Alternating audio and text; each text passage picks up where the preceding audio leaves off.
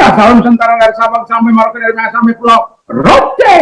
Mantaplah iman kita, mantaplah kaki kita, mantaplah pengharapan kita. Tentunya dalam Yesus Kristus yang menjadi Tuhan dan Juru Selamat kita dan Juru Selamat dunia. Jangan katakan bahwa Yesus bukan Tuhan, jangan katakan pula bahwa Yesus itu bukan Juru Selamat. Dia adalah Tuhan, dia adalah Juru Selamat. Kalau engkau percaya, engkau akan diselamatkan. Engkau tidak percaya, engkau akan dihukum.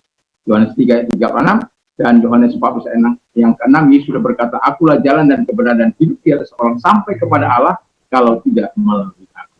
Haleluya. Dan juga Petrus mengatakan dalam Kisah 4 ayat 12, dan keselamatan tidak ada dalam siapapun juga selain dalam Dia Yesus Kristus.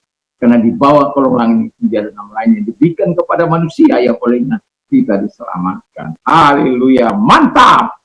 Yohanes 3 ayat 16 berkata, akulah jalan dan kebenaran dan hidup.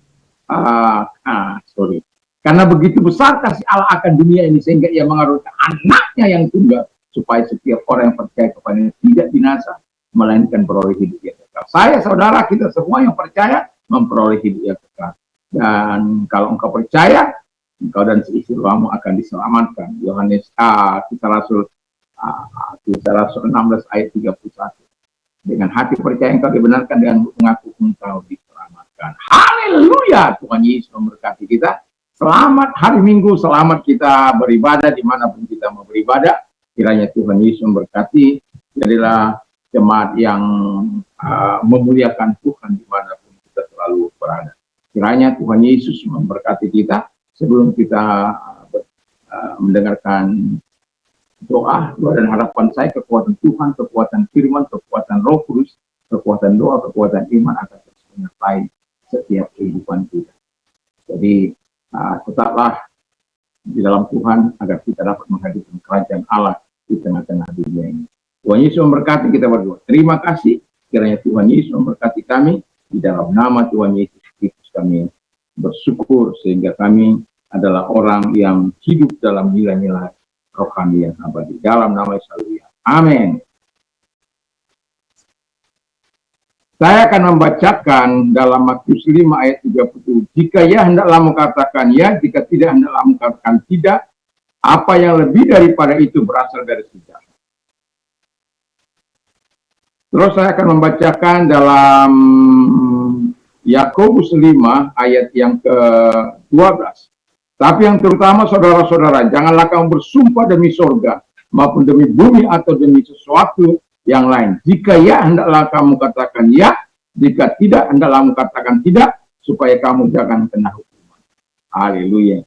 Jadi dari dua ayat itu kita bisa melihat, yang satu kalau lebih itu berasal dari sejahat, dan yang satu kalau lebih kita mendapat hukuman. Jadi berasal dari sejahat, lalu kena hukuman. Haleluya. Dan tentu kita tidak ingin seperti itu. Nah, oleh karena itu saya memberikan tema hiduplah dalam nilai-nilai rohani yang abadi. Ya, hiduplah dengan nilai-nilai rohani yang abadi. Berarti memilih untuk hidup benar daripada populer tetapi tidak memuliakan Tuhan. Ada banyak orang populer dengan cara-cara yang tidak elegan, dengan cara-cara yang tidak kadang-kala tidak masuk akal. Dan ada banyak cara-cara orang untuk populer. Tetapi saya mau katakan, kalaupun kita populer, populerlah karena kasih Tuhan. Populerlah oleh karena kita orang yang betul-betul populer tetap dalam hal hidup memuliakan Tuhan. Kalau ya, katakan ya. Kalau tidak, katakan tidak. Apa yang lebih daripada itu berasal dari sejarah. Kalau Yakobus katakan apa yang lebih daripada itu ya akibatnya kita mendapat hukuman. Tentu kita tidak ingin hidup kita berasal dari sejahat dan dampaknya bagi kita adalah hukuman, atau akibatnya bagi kita adalah hukuman. Dan itulah sebabnya hidup dengan nilai-nilai rohani yang abadi berarti hidup benar. Walaupun dalam keadaan populer, dan saya katakan tadi ada banyak orang populer, tapi di luar firman Tuhan. Tetapi orang yang populer dalam Tuhan, bagaimanapun dia, tetap jujur, tetap saleh, tetap hidup dalam takut akan Tuhan, dan tetap melakukan apa yang berkenan di hadapan Tuhan. Dan itu sangat luar biasa di pemandangan Tuhan dan di pemandangan manusia. Yang kedua, kata firman Allah, hidup dapat dipercaya Tuhan dan manusia. Ini kadang-kala manusia tidak dapat dipercaya. Dipercayakan sesuatu bukan dikembangkan dengan baik, tetapi aras-arasan. Ada orang dipercayakan sesuatu bukan bertambah tapi berkurang. Ada Alkitab juga ada seperti itu. Nah, dipercayakan ada 1 mina, 2 mina, dan 5 mina. Yang 1 mina menyembunyikannya, dia tidak mau mengerjakan. Yang 2 mina bertambah menjadi 4 mina.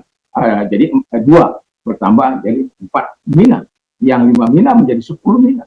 Dan itu sebabnya orang yang bekerja dengan baik, dia dipercayakan lebih besar. Itu sebabnya untuk mendapatkan itu, kita harus menjadi orang yang dapat dipercaya, yang dapat diandalkan oleh Tuhan dan manusia.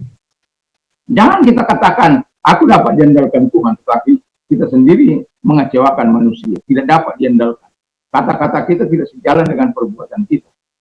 Mulut kita tidak sesuai dengan hati kita. Hati kita katakan A, tapi mulut kita mengatakan B, dan itu tidak berkenan di hadapan Tuhan. Kalau iya katakannya, kalau tidak katakan tidak. Selebihnya adalah dosa. Kalau berasal dari sejahat dan akibatnya adalah hukuman. Nah, yang ketiga, kata firman Allah, hidup dalam nilai-nilai rohani yang abadi berarti hidup untuk hidup setia, ya. Ini setia kepada Tuhan ini, setia kepada pasangan, setia kepada keluarga, itu bukan sesuatu yang mudah. Karena kita lihat di lingkungan kita, ada banyak orang yang tidak setia kepada pasangan. Bahkan melakukan yang jahat, yang menjijikkan sebenarnya. Apalagi sampai orang percaya melakukan itu. Tetapi kenyataan itu terjadi. Kenapa kita tidak bisa hidup dengan nilai-nilai abadi itu? Kenapa kita tidak bisa hidup dengan apa yang dikatakan oleh firman itu? Karena kita tidak mengandalkan Tuhan. Kita tidak dapat dipercaya.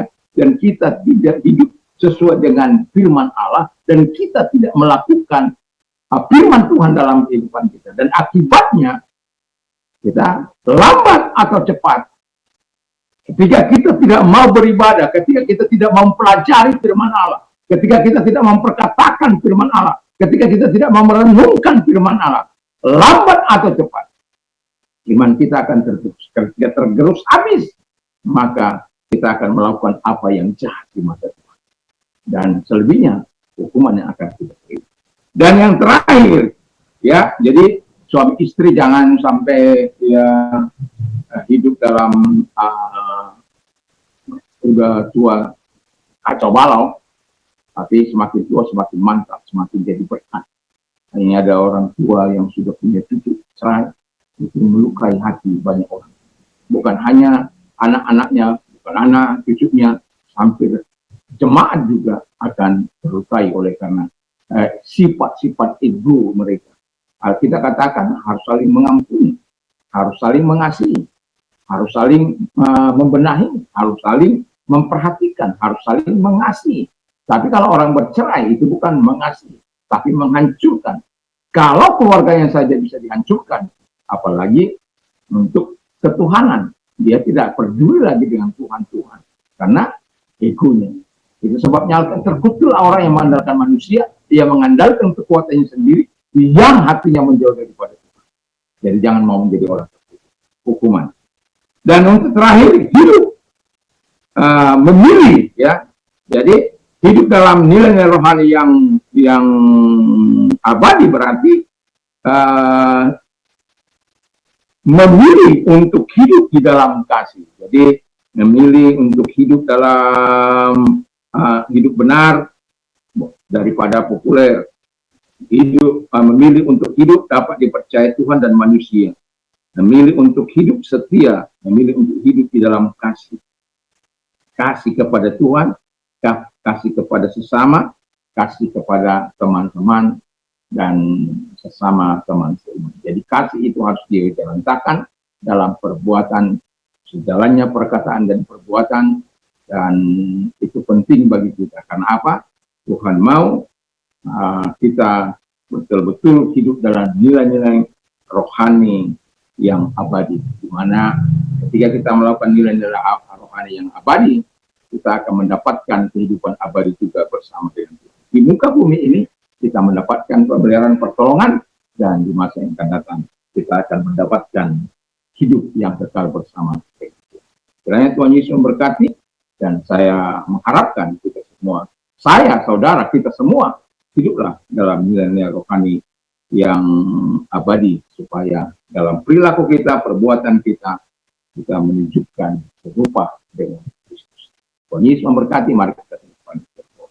Terima kasih, kiranya Tuhan menolong kami dalam nama Tuhan Yesus Kristus, dan biarkan kami terus menikmati kasih karunia Tuhan, biarkan kami terus menikmati kasih sayang Tuhan di dalam nama Yesus.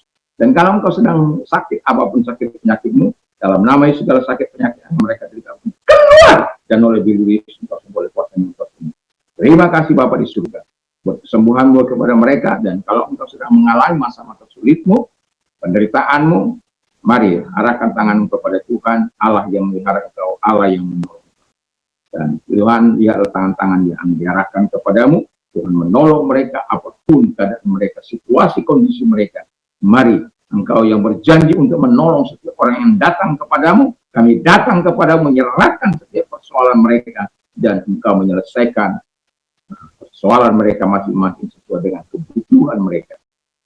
Allahku akan memenuhi segala kebutuhan menurut kekayaan dan kemuliaan dalam Kristus. Terima kasih Bapa, dalam nama Yesus, pertolonganmu hadir kepada mereka, dan mereka memuliakan.